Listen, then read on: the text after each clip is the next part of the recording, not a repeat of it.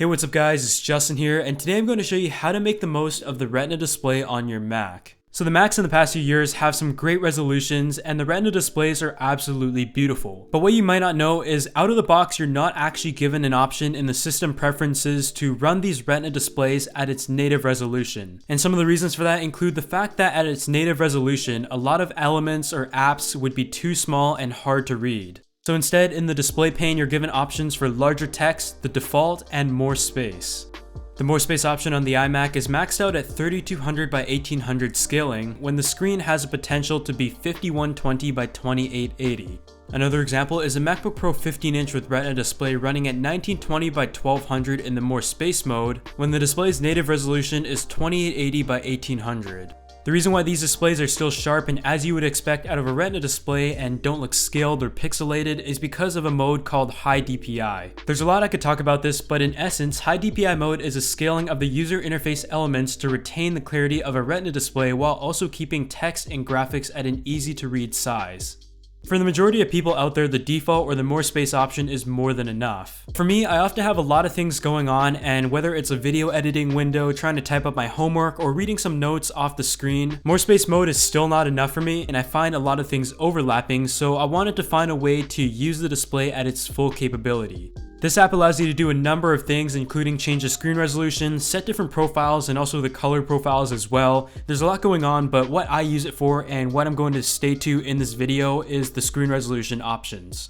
You will see here that you're given a whole bunch of options, whether it is the native resolutions that your display is able to be used at and what Apple offers within the system preferences, but also resolutions that go higher than that into the native resolutions and even beyond. For the most part, I would definitely recommend for anyone to stay in the high DPI modes, as that is when everything is going to be the sharpest and scaled the most properly. On the MacBooks, I really enjoyed using them at its native resolution. The text might be a little bit small and hard to read, but it gave me the most screen real estate possible to have many windows open at the same time. I found this especially useful with the MacBook 12-inch with Retina display, as I take this around school and I often use it to write notes, do my homework, browse the web, and answer emails. And being a 12-inch display, I just felt that it was overall very crammed.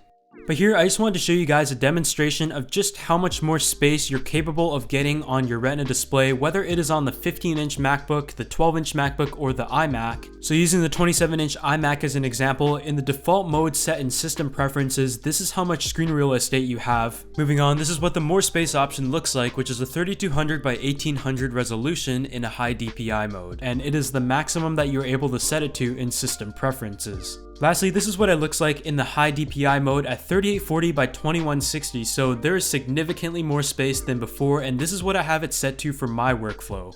Beyond this, you also have the option to set it to its native resolution of 5120 by 2880, but as you can see here, it is just so small and everything is pretty hard to read.